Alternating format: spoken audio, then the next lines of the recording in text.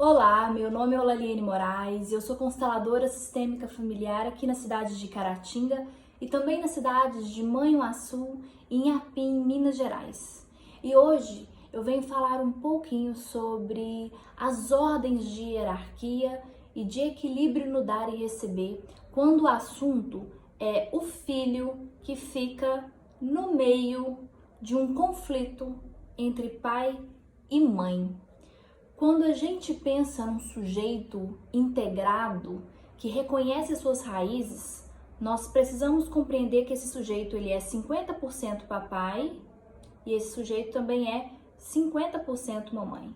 Ou seja, nós somos a somatória dessa raiz que é paterna e materna e essas raízes também ancestrais, envolvendo família paterna, família materna.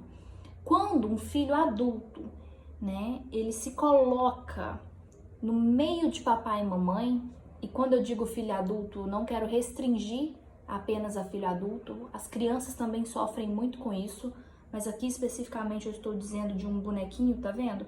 Que é adulto, estou usando os bonecos para representar essa minha fala. Quando a gente fala de um filho que fica no meio do papai e da mamãe, amparando esses pais em um conflito, a gente precisa compreender que é muito comum que o filho, ao olhar para a dor da mamãe, dê as costas para o papai. E a mesma coisa o contrário. Quando o filho ele olha para a dor do papai, ele dá as costas para a mamãe. Então, quando um filho se coloca como um responsável por mediar um conflito do pai e da mãe, ele não consegue fazer isso sem desrespeitar a ordem sistêmica. Isso porque na hierarquia, que é a primeira lei sistêmica, a gente compreende que nós só viemos depois dos que nos antecederam. E quem nos antecedeu são as pessoas grandes, são aqueles que nos deram a vida.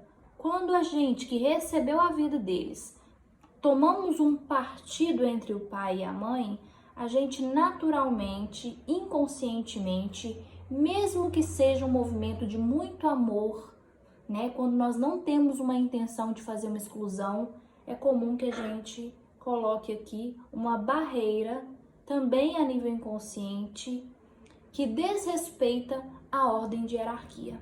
O que acontece quando um filho ele se comporta dessa maneira, tentando salvar os pais de se perceberem enquanto homem e mulher e de resolverem por si só suas pendências enquanto casal?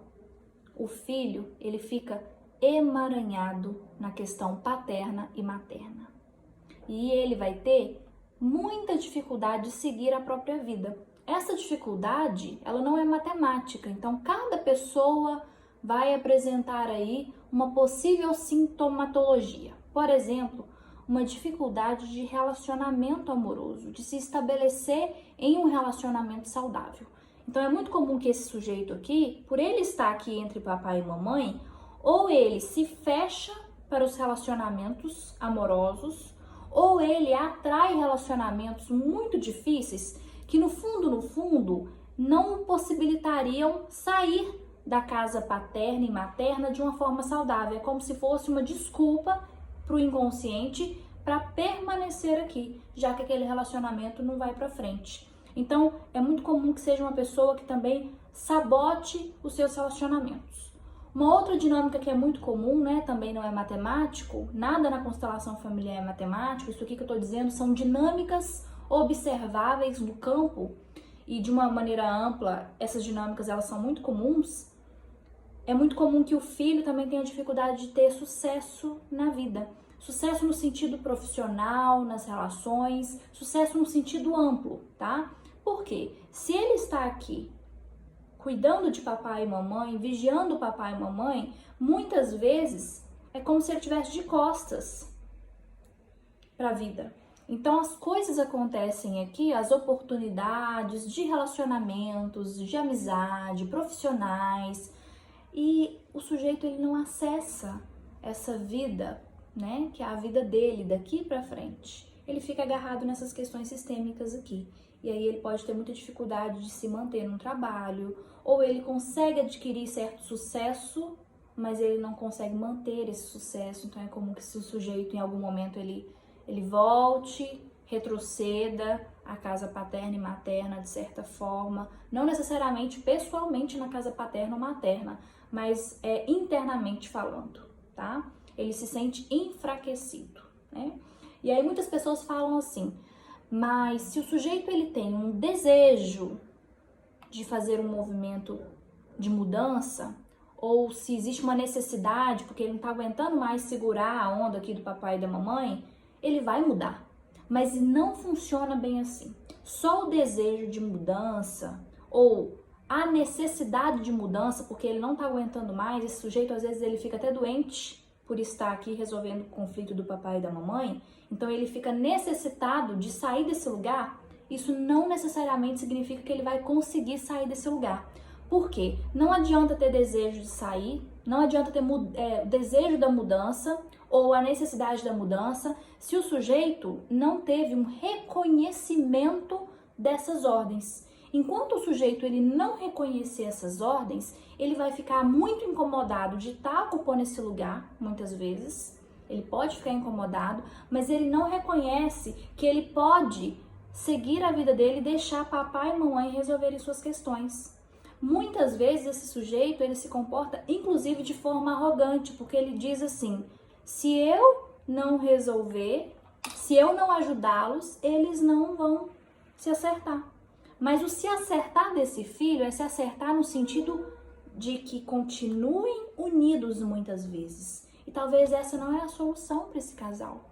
É a solução que o filho deseja, porque nós buscamos muitas vezes o pertencimento da nossa forma de perceber esse pertencimento. E nem sempre funciona desse jeito. Quando o filho ele se coloca no lugar de pequeno diante do conflito dos pais, visto que ele veio depois desse casal, o casal vem antes, ele assume o lugar dele. Quando nós assumimos o nosso lugar, nós temos mais força para vivermos as nossas experiências de vida. Isso não significa que esse sujeito aqui, estando no lugarzinho dele certinho, não vai passar por algum conflito na vida. Só que estando no lugar dele, ele consegue ter mais centramento e mais força para lidar com essas dificuldades que são inerentes, né, à condição humana. Então é muito importante a gente olhar para isso.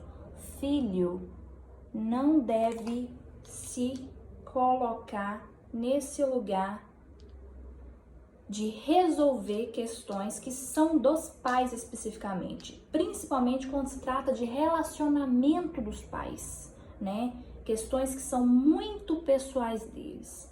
Não significa que um filho não pode ajudar os pais. Um filho, ele pode ajudar os pais, mas ele pode ajudar os pais do lugar de filho, sem fazer uma exclusão de um ou de outro, sem que ele tenha que ser juiz daquela questão. É uma ajuda humilde e respeitosa às raízes, visto que ele, como eu disse, é 50% pai e 50% mãe. Se ele faz a exclusão do paterno, seja por qualquer motivo, ele fica empobrecido, né? E a mesma coisa em relação à mãe. Se ele faz uma exclusão do materno, ele também fica enfraquecido e empobrecido. Então essa é a minha dica. Os filhos precisam tomar os pais no coração, com alegria, gratidão, e eles precisam seguir e fazer um movimento daqui para frente. E a ajuda, quando for necessária de fato, precisa ser uma ajuda respeitosa à raiz, não uma ajuda que faz uma exclusão ou uma separação entre certo e errado, bom e mal, né? Um filho não pode ser o juiz das causas dos seus pais.